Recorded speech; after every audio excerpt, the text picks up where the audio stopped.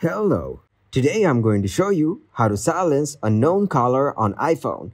Let's start. To start the process, open your settings in your iPhone.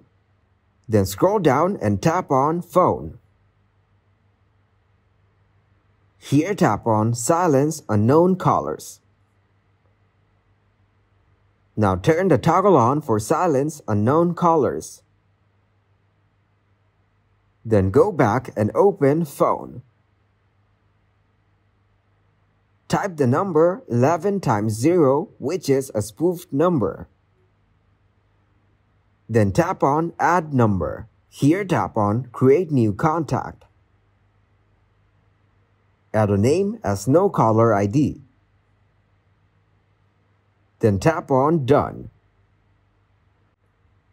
After that, tap on that contact. Now scroll down and tap on Block this caller. Confirm Block Contact. This is how you can silence unknown callers on your iPhone. Give this video a huge like and subscribe to get more helpful videos like this. At Explain Me How, we're solving new problems every day.